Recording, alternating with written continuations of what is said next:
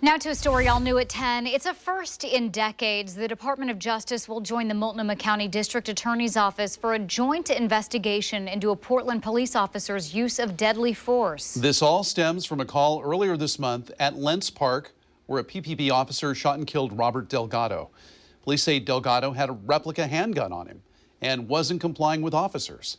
Fox 12's Camilla Ortiz joins us live with more on what all this means. Camilla? Well, the Portland Police Bureau has been under the microscope for the last year, but really the last almost decade, ever since a 2012 U.S. Department of Justice investigation found a pattern or practice of PPB officers using excessive force against people suffering or people perceived to be suffering from mental illness. Robert Delgado's death is re-sparking conversation around two main topics: how police and the community respond to mental health crises and how Portland police officers are held accountable in uses of deadly force. The family of Delgado, who was houseless and reportedly displaying a gun in Lents Park on April 16th, called for an independent investigation into the officer-involved shooting that killed him.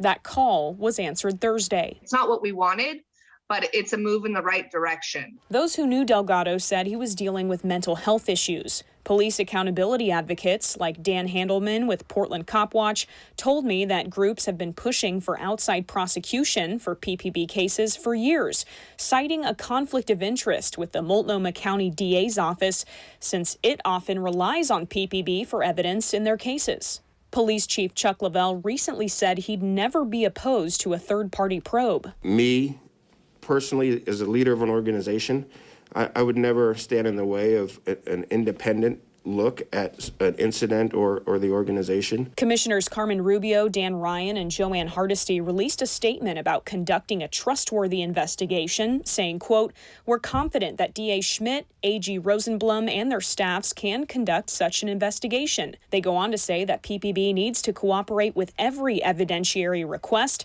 saying, quote, "The process must be open and transparent." The Portland Police Officers Association responded to concerns of being selective with evidence, saying, quote, "Contrary to statements by some of our city council members, the Portland Police Bureau's investigators are trained professionals and subject matter experts who will objectively gather the evidence and transparently present that evidence to the AG and DA.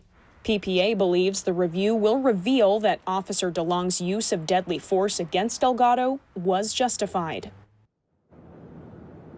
We've also heard some questions about why crisis intervention teams like Portland Street Response maybe weren't called to that Lents Park incident. Now, Chief Lavelle has said he is a believer in co-responder models, but according to a Portland Police Bureau public information officer, quote, "As it stands right now, PPB will always be involved when there's a report of a weapon being involved, as there are some serious public safety implications of that." Reporting live downtown tonight, Camilla Ortiz, Fox 12 Oregon.